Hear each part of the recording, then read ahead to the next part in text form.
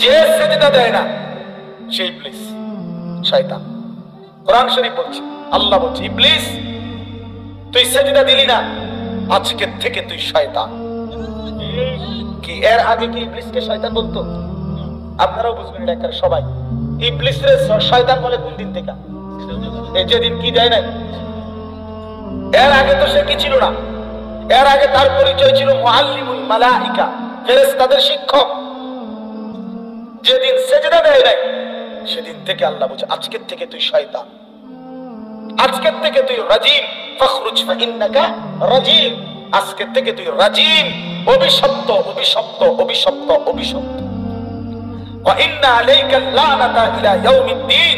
আল্লাহ বলছে, আজকের থেকে ইবলিস সেজদা দিলি না, আজকের থেকে কিয়ামত পর্যন্ত তোর উপরে আল্লাহর লানত, লানত, লানত, লানত, লানত। তোর উপরে খোদার গজব, খোদার গজব, আল্লাহর লানত, আল্লাহর লানত।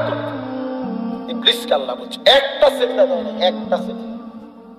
কয়টা সেজদা? আজকে ফজরের নামাজ যার ছুটে গেছে, তুমি 8টা সেজদা। জীবনে বছরের পর বছর কোনো পরিবর্তন হয় না। একটা অন্যতম কারণ হলো, পরিবর্তনের জন্য তো যার পরিবর্তন হবে তার কিছুটা আগ্রহ থাকতে হবে। আমি যদি এটা নাই বুঝি যে আমার এই পরীক্ষায় ভালো রেজাল্ট করা দরকার, তো এ পাশ করবে কেন? সে পাশ করবে কেন? এই জন্য দিলের মধ্যে থাকতে হয়। অন্তরে যার আগ্রহ থাকে তো তার পরিবর্তন হয়। ওয়াহদি ইলাইহি মান ইউনিব। কোরআনুল কারীমের মধ্যে আছে, আল্লাহ তাআলা বলেন, যে আল্লাহর দিকে ঝুঁকে আসে, আল্লাহর দিকে ঝুঁকে, তো আল্লাহ তাকে তার থেকে এগিয়ে হেদায়েত দিয়ে থাকে। বান্দা আসে যে দূর, আল্লাহ তাআলা রহমত মাগফিরাত আসে তার চাইতে বেশি, তার চাইতে বেশি। হাদিসে কুদসির মধ্যে আছে, আল্লাহ তাআলা বলেন, ইয়া বনি আদম কুম ইলাইয়া আমশি ইলাইকা। হে বনি আদম, তুমি আমার জন্য দাঁড়াও, আমি তোমার জন্য হাঁটব। আমশি ইলাইয়া উহারফি। চলো তর্ক করি তোমার সাথে। তুমি মানুষ হইছো কেমনে বুঝাই দাও। বুঝাবো? পেশাব পায়খানা করছে এই কারণে তো জানোয়ার পেশাব পায়খানা করে না। ভাত খাইছো দেখে তো জানোয়ার খাবার খায় না। ঘুমাইছো দেখে তো জানোয়ার কি ঘুমায় না। যৌন চাহিদা পূরণ করছো এজন্য তো জানোয়ারের কি যৌন চাহিদা পূরণ হয় না? কুকুরের বাচ্চা হয় না? তো কেমনে হয়? কুকুরের যদি যৌন চাহিদা পূরণ না হয় তো বাচ্চা হয় কেমন? তফাৎ কি বলো ভাব? এই জন্য আল্লাহ বলছেন, সেজদাবিহীন মানুষ হয় না, গোলামিবিহীন মানুষ হয় না, সৃষ্টিকর্তার পরিচয় ছাড়া মানুষ হয় না। যার কপালে বন্দিগি নাই, সেজদা নাই, সে মানুষ নয়। ইনহুম ইল্লা কাল আনআম। আল্লাহ বলছে তার পরিচয় আর কিছুই নয়, শুধুই চতুষ্পদ জানোয়ার, চতুষ্পদ জন্তু। এটাও কোরআন শরীফের আয়াত। বাল হুম আযাল্লু সাবিলা। বরং তার চাইতে নিকৃষ্ট পথ হারা এক কুত্তা লাঠি উঠাইলে বুঝে তারে মারবে, এই জন্য কুত্তা দৌড় মারে। কিন্তু এই কুত্তা এটাও বুঝে না যে একটা সেজদা না দেওয়ার কারণে তার জাহান্নামের আগুনে জ্বলতে হবে। এই জানোয়ার এটাও বুঝে না। ওই জানোয়ার তো লাঠি দেখে বুঝছে, ওই কুত্তা তো লাঠি দেখে বুঝছে। কেন আন খোলা ডারে কইছিল কি, এটা আমার ছেলে। আল্লাহ, আল্লাহর কসম বাবা শোনো, এই ছেলে তোমরা শোনো, বেনামাজি নাফরমান শোনো, চেহারা দেখলেই বোঝা যায় কয় পার্সেন্ট নামাজ পড়ে। আমি তো চিনি। আল্লাহ পাক কোরআনে ডাইরেক্ট বলছি, ইয়া নূহ ইন্নাহু লাইসা মিন আহলি ইন্নাহু আমালুন গায়রু সালিহ। সাবধান হে নূহ, এটা তোমার সন্তান নয়, তোমার পরিবার নয়। বেঈমান ইমানদারের সন্তান হতে পারে না। এ বেআমল, ইন্নাহু আমালুন গায়রু সালিহ, এটা বেআমল সন্তান, এই নাফরমান মুমিনের বাচ্চা হইতে পারে না। এজন্য তোমরা যারা বেনামাজি, তোমরা যারা সিজদা দাও না, ছেলেরা বাবা, তোমরা যারা দিনরাত নারী ছবি, উলঙ্গ দৃশ্য, জিনা ব্যভিচারের দৃশ্য দেখো, অসৎ বন্ধুদের আড্ডা দাও, তুই কোন মুসলমানের বাচ্চা না, তুই লাওয়ারিস, বেওয়ারিস বেটা। তোর কোনো বংশ নাই, তোর কোনো পরিচয় নাই, তোর কোনো বাপ নাই, তোর কোনো মা নাই, তোর কোনো রক্ত নাই, তুই বেওয়ারিস সন্তান, লাওয়ারিস বেটা, লাওয়ারিস। তুমি লাওয়ারিস। কারণ আল্লাহ কোরআনে বলছে, আল্লাহ কি ডাইরেক্ট বলছে, সাফ কোরআন শরীফে, যে নাফরমান ইমানদারের কি হইতে পারে না, সন্তান হইতে পারে না। ফালা তাসআলনি, আল্লাহ বলেন নূহ নবী এমন নাফরমান সন্তানের জন্য ফালা তাসআলনি, আমি মাওলার কাছে কিছু চেও না। সাবধান, হাত নামাও। কুরআনুল কারীমের মধ্যে আছে নূহ নবী হাত নামায় ফেলছে এবং সাথে সাথে দোয়া করছে, আল্লাহ আমি ভুল হয়ে গেছি, সন্তানের ভালোবাসায় খেয়াল করি নাই, আপনি মাফ করে দিয়েন। এমন নাফরমান সন্তানের জন্য চাওয়া আমার ঠিক হয় নাই। আল্লাহর নবী সাল্লাল্লাহু আলাইহি ওয়াসাল্লামের চাচা আবু তালেব হাজারো লক্ষ অনুরোধের পরেও যখন কালেমা পড়ে নাই, শেষ পর্যন্ত যখন মৃত্যুবরণ করেছে, আল্লাহর নবী তখনও চাচা আবু তালেবের জন্য দুই হাত তুলে মাফ চাইছিল। আল্লাহর কসম বন্ধু, কোরআনের আয়াত নাযিল করে আল্লাহ পাক নবীকে কলিজার টুকরা বন্ধুকে বলছে, মা কানা লিন নাবিয়্যি ওয়াল্লাযীনা আমানু মাআহু আন ইস্তাগফিরু লিল মুশরিকিনা ওয়ালাউ কানু উলি কুরবা। আল্লাহ বলছে বন্ধু, কোন নবীর জন্য আর নবীর ঈমানদার উম্মতের জন্য এই কথার কোনো অনুমতি নাই, চূড়ান্ত নিকট আত্মীয় হলেও কোন মুশরিক বেঈমানের জন্য আমার কাছে মাফ চাওয়া অনুমতি নাই। নামান হাত, নামান, আপনি নামান। খুদ রাসূল সাল্লাল্লাহু আলাইহি ওয়াসাল্লাম হাত নামায় ফেলছে, আল্লাহ নিষেধ করছে হাত নামান। কার জন্য দোয়া করলেন, কার জন্য ক্ষমা প্রার্থনা করছেন? অত বেঈমান, অত মুশরিক আবু তালেব, অত বেঈমান। ওয়ালাউ কান উলি কুরবা, যদিও সে হয় নিকটাত্মীয়, চাচা, মামা, ফুফা, দাদা, খালু, যদিও আপন রক্ত হয়, তবুও কি করা যাবে না? কি বন্ধু, কি মনে করছো আব্বা, কি ভাবছো বাবা? লাওয়ারিস জীবন চালাও, বেওয়ারিস জীবন চালাও। তুমি তুমি নিজেকে আলাদা করে দাও যে আমার কোনো বাপ নাই, আমার কোনো মা নাই, আমার কোনো ধর্ম নাই, আমার কোনো আল্লাহ নাই, আমার কোনো রাসূল নাই, আমার কোনো বানানেওয়ালা নাই, আমার উপরে কেউ কোনো কর্তৃত্ব করবে এমন কেউ নাই, আমি কারো বিধান মানি না, আমি কারো দ্বীন মানি না, আমি কারো শরীয়ত মানি না, আমি কারো হুকুম মানি না, আমি এক যাযাবর, আমি এক জানোয়ার, আমি এক রাস্তার কুকুর, যেখানে মন চায় খায়, যেখানে মন চায় পেশাব করে, যেখানে মন চায় ঘুমায়। যে সেজদা দেয় না সে ইবলিস, শয়তান। কোরআন শরীফ বলছে, আল্লাহ বলছে, ইবলিস তুই সেজদা দিলি না, আজকে থেকে তুই শয়তান। কি এর আগে কি ইবলিসকে শয়তান বলতো? আপনারাও বুঝবেন এটা একেবারে সবাই। ইবলিসরে শয়তান বলে কোন দিন থেকে? এই যেদিন কি দেয় নাই। এর আগে তো সে কি ছিল না, এর আগে তার পরিচয় ছিল মুআল্লিমুল মালাইকা, ফেরেশতাদের শিক্ষক। যেদিন সেজদা দেয় নাই সেদিন থেকে আল্লাহ বলছে, আজকের থেকে তুই শয়তান, আজকের থেকে তুই রাজিম, ফাখরুজ ফাইন্নাকা রাজিম, আজকের থেকে তুই রাজিম, অভিশপ্ত, অভিশপ্ত, অভিশপ্ত, অভিশপ্ত।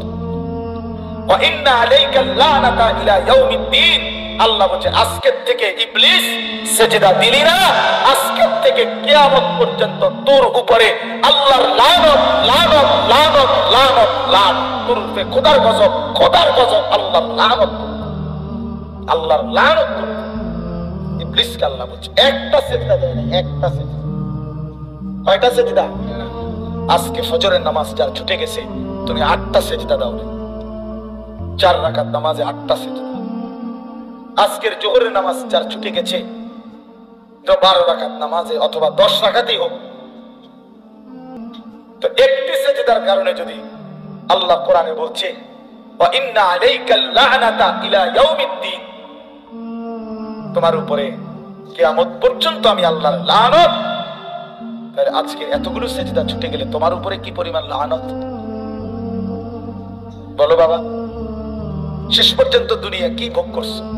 সংসারের মা বাবা এই সামান্য যে একটু তরি তরকারি রান্ধে, এই ছাড়া আহামরি দুনিয়া কি খাইছো বাপ? যতগুলো নারী দেখলা, ছবি দেখলা, উলঙ্গ দৃশ্য দেখলা বাবা, জিনা ব্যভিচারের দৃশ্য দেখলা, শেষ পর্যন্ত অর্জন কি? ছুঁয়েও দেখলা না, ধরেও দেখলা না, এক প্লাস্টিক দেখে দেখে, এক ছবি দেখে দেখে, আহা এমন সুন্দর নিজের হায়াত, ওইটা ছবি, তুমি আসো, তুমি কোনো ছবি না, তুমি এটা আস্থা মানুষ। বোঝেন না কথাটা? মোবাইলের টানা ছবি, আমি কি ছবি? আমি তো কি মানুষ। তাহলে হয়তো তার নষ্ট হয় না, কিন্তু আমি তো নষ্ট হয়ে গেলাম। ছবি দেখে দেখে আমি নষ্ট হয়ে গেলাম। এর চাইতে বড় আফসোস ছায়া দেখে দেখে আমি শেষ। এই মোবাইলের এগুলো তো ছায়া ছবি বলে, ছবির ছায়া, ছবিও না। প্রথমে তো হইলো আসল বেড়িরা, 2 নম্বরে হইলো বেড়ির ছবি, তো ছবিও না, ছবির ছায়া। এই জন্য এটারে কয় ছায়া ছবি, ছবির ছায়া। তো এক ছায়া দেখে দেখে আমি জিন্দগি শেষ করে দিলাম, শরীরও নষ্ট করে ফেললাম, আখিরাতও বরবাদ করে দিলাম। এর চাইতে বোকা, আহম্মক, বেওকুফ, পাগল, মাতাল, তাসিরা আর কে হতে পারে? এর চাইতে মাতাল আর কি? বলো বাপ, একটা ছেলে বুঝছে, একজন, কোনো অসুবিধা নাই। আমি সংখ্যার কাঙ্গালি করি না, কোনোদিনও না। ছোট বড় কোনো মাহফিল হিসাব করি না, সুযোগ মিললেই হয়েছে। ডেট দিতে আমার কষ্ট হয়, অনেক চাপাচাপি, এই দূরে, কিন্তু আমি ছোট বড় কোনো পরোয়া করি না, আল্লাহর জন্যই বলতে চেষ্টা করি। এই জন্য বন্ধু আমার, প্রিয় ভাই আমার ছেলেরা, আমার বাবারা হিসাব মিলাইয়েন কি রেখে যাচ্ছে। কাঠ পালং সুপার হিসাব দিয়েন না, আধুনিকতার প্রযুক্তির হিসাব দিয়েন না। হিসাব দিবেন স্ত্রী সন্তানের ঈমানের, হিসাব করেন স্ত্রী সন্তানের নামাজের, হিসাব করেন স্ত্রী সন্তানের আখিরাতের। আমার আব্বা যেদিন ইন্তেকাল করে, আমাদের ঘরের শোয়া অবস্থায় আমার আব্বা মারা গেছে 2015 সালে। আমরা 5 ভাই 3 বোন এবং আমাদের বাচ্চা কাচ্চা সবাই মিলে 25 জন আল্লাহর কোরআন বাবার চারদিকে পড়তেছিলাম। আব্বা তখন নিঃশ্বাস টানতেছে, শেষ অবস্থা আমরা বুঝতেছিলাম যে আব্বা আর বেশিক্ষণ থাকবে না। তো 25 জন ছেলে মেয়ে নাতি নাতনি একসাথে রব চিনেছি বলেই তো বংশের 25 জন। শোনো নাই, দেখো নাই তোমরা? ফেরেশতাকে বলে দেখো নাই, যাও দেখে আসো। এটা হিসাব মিলা। হযরত ইয়াকুব আলাইহিস সালাম, কোরআন শরীফে আছে, বাবাদেরকে বলি, কোরআন শরীফে আছে ইয়াকুব নবী, ওনার 12 জন সন্তান, আপনারা জানেন। ওই যে 10 ভাই কুয়াত ফেলাই দিছে, যে 10 ভাই মিললে এরা 10 জন। আর ইউসুফ আর বিনিয়ামিন এরা কয়জন? তো কয়জন হইল? এই 12 জন সন্তান ছিল। মৃত্যুর সময় ইয়াকুব নবী এই 12 জন সন্তানকে পাশে বসাইয়া, কোরআন শরীফের আয়াত, আম কুনতুম শুহাদা ইজ হাদারা ইয়াকুব আল মাউত, মৃত্যুর সময় ইয়াকুব নবী ইজ ক্বালা লিবানিহি, তিনি তার সন্তান 12 জনকে একত্রিত করে বললেন, বলো বাবারা, মা তা'বুদুনা মিন বাদি, আমি শুধু মৃত্যুর পূর্বে জানতে চাই, আমার মৃত্যুর পরে তোমরা কার ইবাদত করবে? বাবারা শুনে কথা বলো। ক্বালু না'বুদু ইলাহাকা ওয়া ইলাহা আবাইকা, 12 জন ছেলে বলল, আব্বা আপনি ঘাবড়াবেন না, আপনার মৃত্যুর পরেও আমরা আপনার যিনি রব এবং আপনার পূর্বপুরুষ ইব্রাহিম নবী, ইসমাইল নবীর যিনি রব, আমরা তার গোলামি করেছি। ইয়াকুব আলাইহিস সালাম বলেন, খালাস, আমার আর কোনো পেরেশানি নাই, আমি গেলাম, আমার সন্তানকে ঈমানের উপরে রেখে গেলাম, আল্লাহর ইবাদতের উপরে। কি আপনারা বাপ বলেন, এই যে ছেলেপেলেদের চুল এগুলো দেখেন, এগুলো যাদের সন্তান, এই জঙ্গলি এগুলো কার সন্তান বলেন? এই যে জঙ্গল এগুলো জঙ্গলি, এই জঙ্গলি এগুলো তার বাপ কোথায়? এই বাপ কি কোনোদিন জিজ্ঞাসা করলো না যে বাপ তুই মুসলমান না আমি মুসলমান, তুই কেমনে আমারে ভুলে গেলি? ওই মা বাবার কলজাটা আমার দেখতে মন চায়, মাঝে মাঝে মন চায় যে আলটা করায়, যে এটা কেমন বা জালেম মা বাপ, যার চোখের সামনে তার ছেলে মেয়ে স্ত্রী সন্তান জাহান্নামী হয়ে যাচ্ছে। এই বেচারার কোনো আফসোস নাই, চোখের পানি নাই। এই দুশ্মন বেনামাজি তো আল্লাহর দুশ্মন, রাসূলের দুশ্মন, কোরআনের দুশ্মন, আল্লাহর দুশ্মন। এই দুশ্মনের লাইগা এবারে বিল্ডিং করে, জমি কিনে, বাজারে ভিট লয়, এইটার লাইগা সুদে টিয়া লইয়া এদের বিদেশ পাঠায়, টাকাইতে একটা সেজদা দেয় না তার চোখের সামনে দেখি, তার লাগে 8 লাখ টাকা লইছে। হায় রে বাপ, তুমি কি বুঝলা? কার লেগে লইল এই ফুলাগান? আপনি একটাবার দেখেন না, আপনি যে 8 লাখ টাকা সুদে নিলেন, কিস্তিতে নিলেন, কার লেগে নিলেন? এটাও হারাম। আর এইটা এক ওয়াক্ত নামাজ পড়ে না বাপ মার চোখের সামনে, তো বাপ মার চোখের হারায় গেলে এই নাফরমান সেজদা দিবে কেমনে? আপনজনের সামনে, গ্রামে মহল্লার মানুষের সামনে যার লজ্জা নাই, অপরিচিত মানুষের সামনে সে কারে লজ্জা করে? কথা বোঝেন নাই? এখানে তো তার আপনজনেরা, তার চাচা, জেঠা, মামা, ফুফা, খালু, মা, খালা, দাদি, বাপ, চাচা, একটা মানুষের সে বার্তা দেয় না, এগুলো কাউরে সে শরমায় না। এত বড় বেশরম, এই চোখের আড়ালে গেলে কেমনে নামাজ পড়বে? বলেন না, বলেন বাবা, বলেন। অনুরোধ করছি এই জন্য দয়া করে আল্লাহ নবীর এই হাদিস আবার আসেন। নবীজি বলছেন বাবার কাছে সন্তানের চাওয়া দুই জিনিস, এক হলো আইয়ুহসিনা ইসমাহু ওয়া আইয়ুহসিনা আদাবাহু। এক নাম্বার হলো একটি সুন্দর নাম রাখা, এটা সন্তানের পাওনা বাপ-মার কাছে। আরেকটা হলো ওই দেখেন, দেখছেন, মানে উনি হিসাব হলো চুরি করে হলো উনি মোবাইল উঠে, হ্যাঁ এই বেটা নাম ধরে পেছি না চাদর না, মানে এর কথা হলো হুজুর তোমার, তুমি না আরো তোমার বাপেও যদি কয়, আমি জীবনে কারো কথা শুনেছি না, আজকে কিতাব শুনতাম। কথা বোঝেন নাই? আমি সিদ্ধান্তই নিছি আমি শুনবো না, আরো হুজুরে যদি শিক্ষা দেও কয় আমি শুনবো না। ঠিক আছে বাপ, হ্যাঁ অনেকের ভাইয়া রাগ হইও না, আমি শক্ত মানুষ। হাদিসে স্পষ্ট আছে, প্রিয় ভাই শুনো, আল্লাহ নবী সাল্লাল্লাহু আলাইহি ওয়াসাল্লাম বলেন কোন কোন মানুষের দিল খোদার কসম কাল কুযে মিরবাদান। নবীজি বলছে কিছু কিছু মানুষের অন্তর থাকে সম্পূর্ণ, এই যে মনে করেন এইটা এদিক দিয়ে যদি থাকে এইভাবে ধরে তাইলেই তো গ্লাসটা পুরবে, মানে কাফ এটা, এটা যদি এমনে থাকে, কথা বুঝছেন নি আপনি? এটা যদি এমনে থাকে তাহলে এখন যদি এক সাগর পানি দেয়, বলো বাপটা পূর্বে কোনোদিন? পুরো আটলান্টিক সাগরটা যদি এটা ডাইলা দেওয়া হবে কিছু? আল্লাহর নবী খোদার কসম বলছে কিছু মানুষের অন্তর আল্লাহ পাক নাফরমানির কারণে এমন উল্টাইয়া দেয়, এই অন্তরে আর কোনোদিন আল্লাহর কথা এক জাররা ঢোকে না। ঢুকবো কোন হানে? এটা তো কি হয়ে গেছে, না না না, উল্টে উল্টে উল্টে।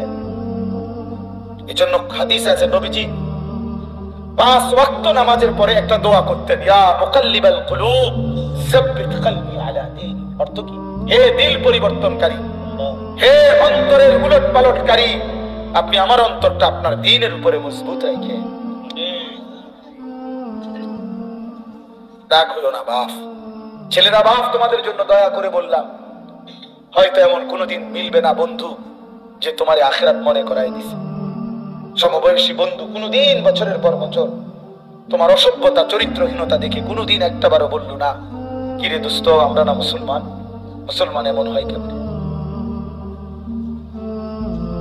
আপনজন মিলবে না হয়তো, বরং তোমারে শুধু গুনাহ গুনাহ শিখাবে। গুনাহ পৃথিবীর যেই কোনো মদখোর নিজের থেকে শুরু করে নাই, বন্ধু নামের কোন শয়তান তারে মদের আড্ডায় নিয়ে গেছে। এটা সহজ কমন থিওরি, এটা একটা কমন থিওরি। পৃথিবীর যেই কোনো জুয়াখোর জুয়ারি নিজের থেকে জুয়া শুরু করে নাই, বন্ধু নামের কোন শয়তান, পরিচিত নামের কোন দুষ্ট তারে জুয়ার আড্ডায় নিয়ে গেছে। আরে আপনি মদ জুয়া বাদ দেন, কোন অসুবিধা নেই, পড়ুন, কোন নেশা বাদ দেন। এই যারা বিড়ি সিগারেট খায় বাপ চাষা নিয়মিত, ওনাদেরকে জিজ্ঞাসা করে দেখে যে চাষা আপনি আল্লাহর কসম করে সাক্ষী রেখা বলেন যে বিড়ি খানা শুরু করছেন কেন? ঠিক আছে, অসুবিধা নাই। তো এই জন্য বললাম আপনি একজন বিড়ি খাওয়ান না মানুষের জিজ্ঞাসা চাষারে একেবারে হাতে ধরে কইন চাষা আল্লাহ দোহাই করে বলেন কেমনে শুরু করছেন বিড়ি? উনিও বলবে কথা যে আমি নিজের থেকে বিড়ি খাইতাম না, প্রথম আমারে অমান্য কয়েকজনে বারবার বিরক্ত করতে করতে এক সময় 1 টান 2 টান দিতে দিতে এখন আমার অভ্যাস হয়ে গেছে। তার মানে কেহই গুনাহ কবিরা যেগুলো বড় পাপ নিজের থেকে শুরু করে না, কোনো না কোনো সমবয়সী আড্ডা দিতে দিতে একদিন তাকে গুনার মধ্যে জড়ায় দেয়, অসৎ আড্ডায় জড়ায় দেয়। নারীর আড্ডা, জুয়ার আড্ডা, মদের আড্ডা, নেশার আড্ডা, ছবির আড্ডা, অস্থিরতার আড্ডায় মিশাই দেয় ভাইয়া। এজন্য বন্ধু বাপ দয়া করে নিজের ভালো নিজের কল্যাণ আলাদা দেখো। আমি এই কথাটা মূলত বুঝাইতে চাই, তুমি আলাদা ভাবো, তোমারটা তুমি ভাবো, যে আসলে আমারে বলছি আমারে বলছি তুমি ইনশাআল্লাহ যদি নিজের জন্য ভাবো বরকত হবে, তাইলে দেখো তুমি আগাইতে পারবা। কোরআন শরীফে আছে হাসরের দিন যার আমলনামা ডান হাতে দেওয়া হবে সে সবাইকে দেখাবে। একটা মজার জিনিস মনে রাখবেন, প্রত্যেক মানুষকে হাসরের ময়দানে তার পরিচিতদের সাথেই উঠাবে। আমরা কোনো চীনের মানুষের লোক উঠাইতাম, বুঝেন নাই কথা? আমার ঘরে কোনো লন্ডনের মানুষের লোক উঠাইতাম। প্রত্যেককে তার পরিচিত জনদের কাছে দিয়ে উঠাবে, সাথে দাঁড় করাবে। তো যে আমলনামা ডান হাতে পাবে সে চিৎকার করে বলবে, দেখো বন্ধুরা, পরিবারের সবাই বলবে যে দেখো ইকরাউহা ইকরাউ কিতাবিয়া, আমার আমলনামা পড়ে দেখো, আমার নাম দেখো, জান্নাতীদের লিস্টিতে আমার নাম উঠেছে। ডান হাতে যখন পাবে, তখন তাফসীরে আছে ওই বন্ধুরা, পরিচিতরা, আত্মীয় স্বজনরা ওরা জিজ্ঞেস করবে তুমি কেমনে জান্নাতি হইলা? আহা, তুমি তো আমগো এলাকাতেই বড় হইলা, তুমি তো দেখলাম আমগো গ্রামে বাজার করতা, আমরা এলাকাতেই দেখতাম তোমারে, তোমার এই কামটা কেমনে বানাই লইলা? বুঝেন নাই কথাটা? আল্লাহর কসম, কোরআনের আয়াত। ওই ব্যক্তি তখন বলবে ইন্নী জানান্তু আন্নী মুলাকিন হিসাবিয়া, বন্ধুরা, বাবারা, আমি যদিও আপনাদের সাথে চলতাম ফিরতাম, বাজার করতাম, হাট বাজার চলতাম, কিন্তু আমি দিলের মধ্যে ইয়াকিন রাখতাম এই হিসাবের দিন হবে। এই জন্য আমি বাজারও করছি, নামাজও পড়ছি, ব্যবসাও করেছি, হালালও খেয়েছি, সংসারও করেছি, আল্লাহকেও খেয়াল রাখছি, নামাজ বন্দেগী আল্লাহর হক আদায় করছি। আপনি হয়তো আমার বাজারটা দেখছেন, আপনি আমার নামাজ দেখেন নাই। আপনি কেমনে দেখবেন? আপনি তো আমার সাদওয়ানে দেখছেন, এক কাপ চা খাইয়ে চলে গেছি, কিন্তু আমি যে নামাজে গেছি, আপনি তো মসজিদে যান নাই, আপনি আমারে দেখবেন কেন? অনেক মানুষ দেখবেন না সাদওয়ানে, অনেক মাঝ বয়সী বুড়া মানুষ সাদওয়ানে বিড়ি খাইতে খাইতে, ভালো মানুষ তো কই না, দেখি তো না। চাচা ভালো মানুষ দেখে না, কারণ চাচা বহুত চিন্তা করে দেখছে পৃথিবীর শেষ ভালো মানুষ উনি। এই বিড়ি খাই না বেড়া, এই শেষ পৃথিবীর শেষ ভালো লোকটা, এই যে বেড়ার গায়ের থেকে বিড়ির দুর্গন্ধ, বিড়ির গন্ধে যে বেড়ার কাছে যাওয়া যায় না, এবার পৃথিবীর শেষ ভালো মানুষ। কোন কারণে বাইসেন যদি এই চাচা মারা যায়, পৃথিবী ভালো মানুষের অভাবে কাটিয়ে যাবে। এই জন্য সবাই টিকিট কাইটা 10 টাকা টিকিটে এই ভালো মানুষ শেষবারের মতো সাদওয়ানে ছাইয়া দেখা দেওয়া দরকার। যে এই বাণী করে এটা বলতে চাইলাম, আল্লাহ নবী সাল্লাল্লাহু আলাইহি সাল্লাম বলেছেন পিতা মাতার জিম্মাদারি সন্তানের আদব, আইয়ুহসিনা আদাবা, তার আদবের দিকে খেয়াল রাখা। কিসের বলেন না কেন? আদব। আর এগুলো তার উত্তম নাম। কথাটা কেন মনে হয়েছিল? মনে হয়েছিল এই নামটা দেখা, এই হাবির বাড়ি, এই কথাটা দেখে মূলত মনে হয়েছিল। এতগুলো কথার শুরু কিন্তু এই নাম, এটা অর্থাৎ এইখানে নাম তো হাবির কোনো নাম হইতে পারে না, এটার পুরো নাম হারিয়ে গেছে। এটা যার নামই হোক, ওনার পুরো নামটা কি করে দিছে? হারায় গেছে। হয় হাবিবুর রহমান হবে, হয় হাবিবুল্লাহ হবে, এরকম একটা কিছু তো হবে। তো এটা হাবির বাড়ি কিনা? কথা বুঝছেন নি? কথা এই কথাটার কারণে আমার এটা মনে হয়েছে, এই এতগুলো কথার শুরু এইটা দেখে গেছি। হাবির বাড়ি কি? হাবিবুর রহমান, কতটা সুন্দর নাম, হাবিবুর রহমান, আল্লাহর হাবিব। কিন্তু এই যে নাম, এই নাম হচ্ছে, নাম তো আব্দুল খালেক, কিন্তু গ্রামবাসী বানাই দিছে খালেক। আমি ওইভাবে বললাম না, আমি বললাম এটা বলাটাও তো, আমি বুঝানোর জন্য বলাটাও তো অন্যায়। মানে আমি ওইভাবে কেমনে বলি এটা, যে আল্লাহর নামকে এইভাবে বিকৃত করে উচ্চারণ করে, এই কথা বলতেও তো সাহসে কুলায় না। কথা বুঝছে না? এইটাই বলাটাই তো কি সাহসে কুলায় না। এ তো আমার মহান মাওলার নাম, আলিম আল্লাহর নাম, খালেক, মালিক, রাজ্জাক, সত্তার, আল্লাহর নাম না? তো এই জন্য বললাম দয়া করে সুন্দর একটা নাম, পুরনো একটা নাম রাখা, বলা, শোনা, কোন আলেমে দিন থেকে জিজ্ঞেস করে নেওয়া যে হুজুর আমার নামটা সঠিক, সুন্দর, অর্থবহ কিনা। নামের খুব গুরুত্ব। হাদিসের মধ্যে আছে, একেবারে স্পষ্ট হাদিস, আল্লাহ নবী সাল্লাল্লাহু আলাইহি সাল্লাম বলছেন, কোন উম্মত ইমানদার যখন নবীজির উপরে একবার দুরূদ শরীফ পড়ে, আল্লাহর কসম, আল্লাহর ফেরেশতা আছে নির্ধারিত, ওই ফেরেশতা ওই দুরূদ শরীফের হাদিয়াটা নিয়ে মদিনার রওজা পাকে নবী সাল্লাল্লাহু আলাইহি সাল্লামের সামনে আরজ করে বলে, বিইসমিহি ওয়া বিইসমি আবিহি, ওই ব্যক্তির নাম এবং তার বাবার নাম সহ নবী পাকের সামনে ওই দুরূদ শরীফের হাদিয়াটা পেশ করে। গিয়ে বলে, ইয়া রাসূলুল্লাহ, আলী আশরাফের ছেলে আনিসুর রহমান আপনার নামে একবার দুরূদ শরীফ পড়েছে সাল্লাল্লাহু আলাইহি ওয়াসাল্লাম। একবার পড়লাম, এটাই পৌঁছাবে। এই তো আমার বাবার নাম উচ্চারিত হয়, আমার নামও উচ্চারিত হয় নবী পাকের সামনে। তো সেই নামটা যখন ব্যঙ্গ বিদ্রুপ, সেই নামটা যখন ভুল অর্থহীন, তখন নবী সাল্লাল্লাহু আলাইহি ওয়াসাল্লাম তো বলবেন, কষ্ট পাবেন যে উম্মত আমি তো বলেই আসছি একটি সুন্দর নাম রাখা এটা আমার উম্মতের হক। বাবা মার কাছে এটা হক বাচ্চাটা, কেন সেই হক নষ্ট করলা? আর সবচেয়ে ছোট্ট হোক, মনে রাখেন আপনারা বহুত মানুষ এটা জানেন, কিন্তু জানেন শুধু টাকা পয়সার বিষয়ে বলেন, কিন্তু নিয়ম হইল বান্দার হক বান্দা মাফ না করলে আল্লাহ মাফ করে না। এটা কিন্তু সব ব্যাপারে প্রযোজ্য। আপনি কথা বোঝেন নাই?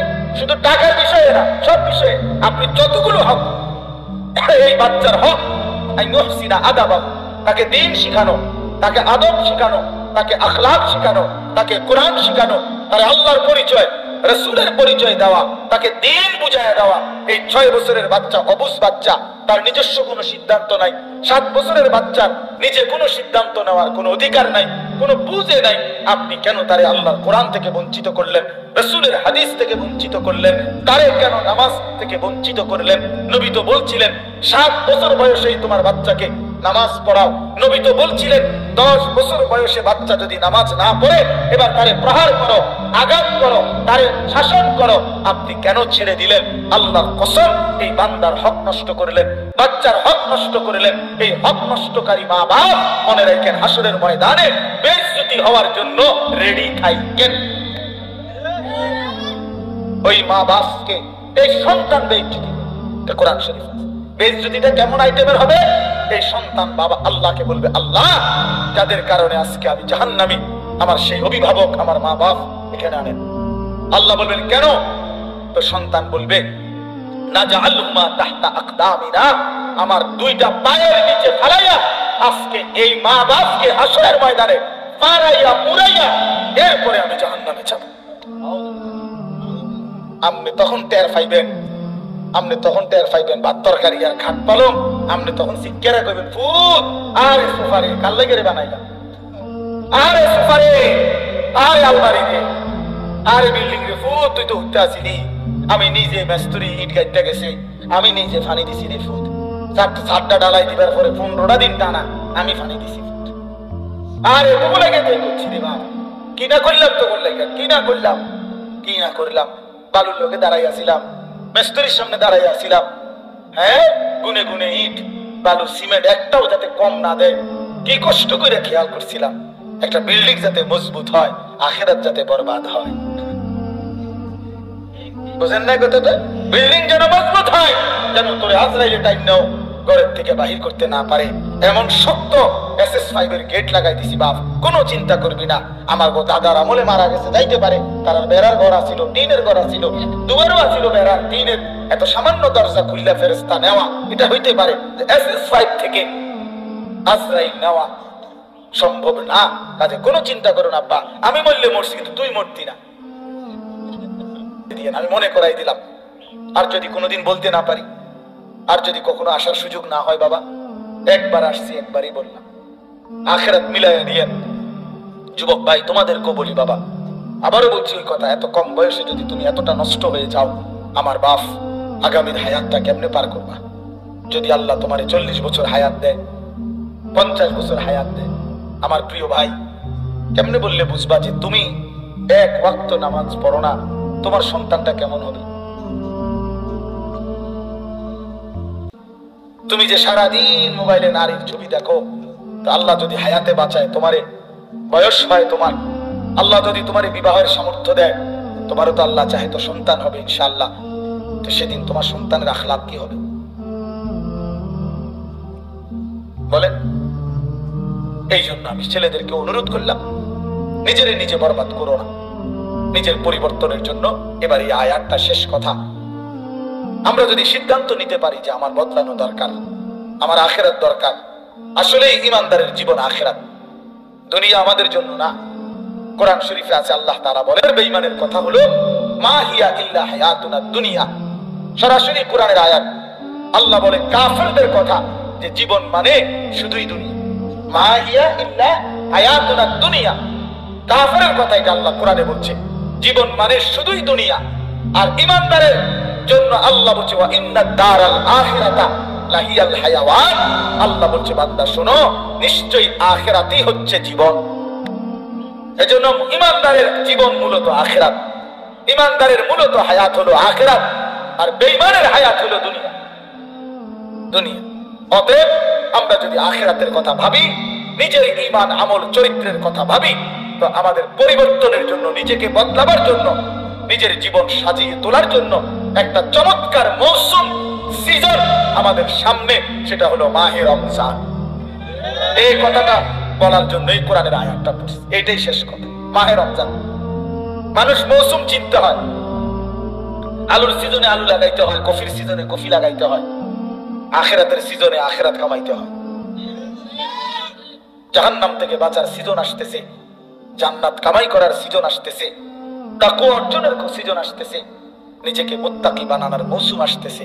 আল্লাহ বলছে ইয়া আইয়ুহাল্লাযীনা আমানু, হে ঈমানদারগণ, তোমাদেরকে আলাদা বলছি আমার মুমিন বান্দা, কুতিবা আলাইকুমুস সিয়াম কামা কুতিবা আলাল্লাযীনা মিন ক্বাবলিকুম, তোমাদের উপরে রোজা ফরজ করা হলো, তোমাদের পূর্ববর্তীদের উপরে রোজা ফরজ করা হয়েছিল। কেন? কেন? লাআল্লাকুম তাত্তাকুন। আল্লাহ বলে যেন তোমরা মুত্তাকি হতে পারো, যেন তোমরা মুত্তাকি হতে পারো। প্রশ্ন হলো মুত্তাকি হলে কি লাভ? আল্লাহ বলে উইদ্দাত লিল মুত্তাকিন, মুত্তাকিদের জন্যই জান্নাত বানানো হয়েছে। জান্নাত বানানোই হয়েছে মুত্তাকিদের জন্য। অতএব প্রিয় ভাই, রমজানে তুমি যদি গুনাহ থেকে মুক্ত থাকো, রমজানে যদি তুমি 30টা রোজায় অভ্যস্ত হইতে পারো, রমজানে তুমি যদি ইফতার সাহারি ঠিক মতো গ্রহণ করতে পারো, রমজানের 20 রাকাত তারাবি যদি যত্ন নিয়ে আদায় করতে পারো, সাহরির উঠতে উঠে যদি একটু দোয়া 2 রাকাত নফল নামাজ পড়ে একটু কান্নাকাটি করতে পারো, ইফতারের আগে যদি একটু আল্লাহর কাছে গুনাহ মাফ চাইতে পারো, কমপক্ষে 1টা মাস যদি নিজের চরিত্র আখলাক হেফাজত করতে পারো, প্রিয় বন্ধু, আল্লাহ বলছে বান্দা 30 দিনের মধ্যেই আমি আল্লাহ তোমার হাতে জান্নাতের ভিসা লাগায়া ঈদের দিনে ফ্লাইট উড়ায় দেব। ঈদের দিনে ফ্লাইট 30 দিন। যেদিন রমজানের চাঁদ উঠবে সেদিন ইমানের পাসপোর্ট দিবা, আর আমি আল্লাহ 30 দিন আমার হুকুম মানবা, 30 দিন পরে আমি তাকওয়া নামের জান্নাতের ভিসা লাগাই দেব। এখন ইমানের পাসপোর্ট আর তাকওয়ার ভিসা রেডি, ঈদের দিন ফ্লাইট। পাসপোর্ট ভিসা হইলেই তো ফ্লাইট, ঈদের দিন ফ্লাইট হবে, জান্নাতের ফ্লাইট। কি হাদিসে আছে এটা? আল্লাহ নবী সাল্লাল্লাহু আলাইহি ওয়াসাল্লাম বলেন, ঈমানদার পুরা রমজান যখন গুনাহ থেকে পবিত্র হয়ে আল্লাহর হুকুম পালন করে, রোজা নামাজ হালাল হারাম বাইসা চলে, তো ঈদের দিন আল্লাহ ফেরেশতাদেরকে ডেকে বলে, হে আমার ফেরেশতারা, বলো তো কোন শ্রমিক যদি তার মনিবের পুরা মেহনত কর্ম ঠিক মতো আদায় করে, তার পারিশ্রমিক কেমন দেওয়া উচিত? তখন ফেরেশতারা বলে, রব্বুল আলামিন, এটাই তো ইনসাফ, বিবেকের দাবি, যে যেহেতু শ্রমিক তার কর্ম মেহনত ঠিক মতো আদায় করেছে, অতএব তাকে তার পূর্ণ প্রতিদান, পূর্ণ মজুরি দিয়ে দেওয়া, এটাই তো দাবি, এটাই তো বিবেকের কথা। তখন আল্লাহ পাক, হাদিসে আছে, আল্লাহ তখন বলে, ফেরেশতারা, তোমাদেরকে সাক্ষী রেখে আমি বললাম, আমার ইজ্জতের কসম, আমার মর্যাদার কসম, আমার সুউচ্চ মর্তবার কসম, ওয়া ইজ্জতি ওয়া জালালি ওয়া ইরতিফা'i মাকানি, আমার উচ্চ সম্মান মর্যাদার কসম, আমি আল্লাহ আমার এই ঈমানদার রোজাদার পুরা মাস আমার হুকুম মানছে, ইফতার সাহরি তারাবি তাহাজ্জুদ, দোয়া মুনাজাত তিলাওয়াত জিকির রোজা এবং হারাম চুরি ডাকাতি জিনা ব্যভিচার সুদ ঘুষ অশ্লীলতা থেকে বেঁচে থাকছে। আজ আমি তোমাদেরকে সাক্ষী রেখে বললাম, আজ এই পবিত্র ঈদের দিনে আমি তাদেরকে মাফ করে দিলাম। হাদিসে আছে, ফেরেশতারা সাথে সাথে ফেরেশতারা তখন ঈদগাহের 2 পাশে দাঁড়িয়ে, ঈদের নামাজ পড়তে বান্দা যেখানে যায় তার 2 রাস্তার 2 পাশে দাঁড়িয়ে ফেরেশতারা ডাক দেয়, ইয়া আইয়ুহান নাস, হে লোক সকল শুনো, আমরা ফেরেশতারা নিজ কানে শুনছি, ইন্নাল্লাহা কাদ গাফারা লাকুম, আল্লাহ তোমাকে মাফ করে দিয়েছে। ফারজিউ রাশিদিনা ইলা রিহালিকুম, তোমরা এখন খুশি খুশি সন্তুষ্ট চিত্তে তোমাদের ঘরে ফিরে যাও। জান্নাতের বুঝ হয়ে গেছে। এই জন্য রমজান মাস যুবক ছেলেরা বাবা সিদ্ধান্ত নাও, এবারে রমজান আর মাত্র 30-31 দিন। এই 30-31 দিনকে সামনে রেখে তুমি সিদ্ধান্ত নাও যে রোজা রাখবা।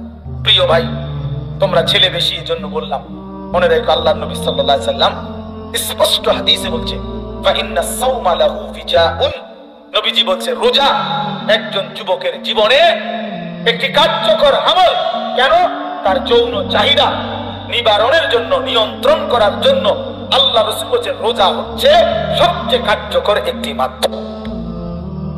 রাসূলুল্লাহ সাল্লাল্লাহু আলাইহি ওয়াসাল্লাম বলেছেন রোজার মাধ্যমে বান্দা নিজের যৌন চাহিদা, অস্থিরতার মানসিকতা, কামনা বাসনা এর থেকে নিয়ন্ত্রণ করতে পারে, আখলাক এবং চরিত্রে হেফাজত করতে পারে। এই জন্য ইনশাআল্লাহ রমজানকে কদর করে গুনাহ ছাড়ার চেষ্টা করো। তোমাদেরকে আমরা বললাম বাবা, এরপরে তুমি যদি সিদ্ধান্ত নাও ঠিক আছে হুজুর আপনার বলা আপনি বলে গেছেন, আমার নষ্ট আমি হয়েই যাব, ঠিক আছে, কোনো সমস্যা নাই। লাস্তা আলাইহিম বিমুসাইতির, কোরআন শরীফে আল্লাহ বলছে নবী আপনি কোনো এমন না যে একেবারে জল্লাদ, অথবা আপনি একেবারে বাধ্য আপনি যে আপনি একেবারে গর্দানের মধ্যে তলোয়ার রাইখা তারে কইতে তুই নামাজ পড়ি নাহলে কল্লা হালাই দিব। আল্লাহ বলেন আপনার এই দায়িত্ব দেই নাই, আপনাকে আমি কি দেই নাই? এই দায়িত্ব দেই নাই। আপনাকে বলছি ইন আলাইকা ইল্লাল বালাগ, আপনি সর্বোচ্চ শক্তি দিয়ে, আন্তরিকতা দিয়ে আপনি পৌঁছিয়ে দেন। আমি আল্লাহর হুকুম, আমার কথা, এরপরে ফয়সালা আমি দেব। এই জন্য আমাদেরও দায়িত্ব এটা। আমরা ওয়ারাসাতুল আম্বিয়া, উলামা, আমাদের জিম্মাদারি এটা। নবীকে যেভাবে আল্লাহ বলছেন আমাদেরও দায়িত্ব এটাই। আমাদের সর্বোচ্চ শক্তি, মহব্বত, আবেগ, ভালোবাসা দিয়ে আমরা তোমাদেরকে বললাম। এবার তুমি যদি প্রত্যাখ্যান করো কোনো সমস্যা নেই, তোমার কারণে আমিও আটকাবো না, আমার কারণে তুমিও আটকাবে না। প্রিয় বন্ধু, রাত সবারই শেষ হয়ে যাবে। সুখের রাতও শেষ হয়, দুঃখের রাতও শেষ হয়।